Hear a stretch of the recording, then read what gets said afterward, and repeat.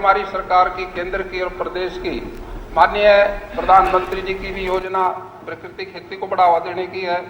माननीय मुख्यमंत्री जी का भी इसमें बहुत इंटरेस्ट है और मैं समझता हूँ भाई खेती 3 तरह की है स्पीकर सर। एक तो रासायनिक खेती, जिसको हम प्राकृतिक खेती के नाम से ज़्यादा जानते हैं। दूसरा एक प्रयास किया था जैविक खेती का, और एक है प्राकृतिक खेती। जैविक खेती और प्राकृतिक खेती में एक थोड़ा अंतर है।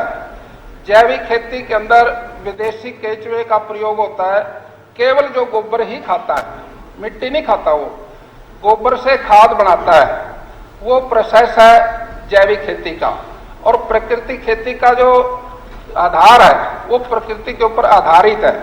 हमारा जो केंचुआ है वो मिट्टी में पड़ता है, मिट्टी खाता है, और मिट्टी के साथ साथ गोबर का भी उसका भोजन है, गोबर से वो खाद बनाता है। इसमें प्राकृतिक खेती के अंदर खर्चा कम है, आमदन ज्यादा है। लेकिन हमारे किसान भाइयों के दिमाग में कुछ ऐसी कोई सोच है भाई हमारी, अगर हम डीएपी नहीं डालेंगे, हम यूरिया नहीं डालेंगे, हम कीटनाशक दवाई नहीं डालेंगे तो शायद हमारी आमदन कम हो जाए, खर्चा इसमें ज्यादा होता है। और इसकी वजह से जो खाद का प्रयोग हुआ और जो डीएपी का, यूरिया का, पेस्टिसाइड का, उससे हमारी जमीन की उर्वरता कम होगी, यानी कि पैदावार कम होगी।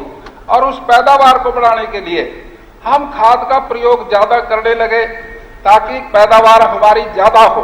लेकिन ऐसा करने से, माननीय हमारे जो विधायक जी हैं इन्होंने सवाल पूछा, ऐसा करने से जमीन के अंदर कठोर होगी, पानी पीने की क्षमता कम होगी, और हमारा जो इस दवाई से, पेस्टिसाइड से, यूरिया से, डीएपी से इसका जो असर गया, जो हमारा केंचुआ जमीन के अंदर काम करता था वो 15 फुट नीचे चला गया।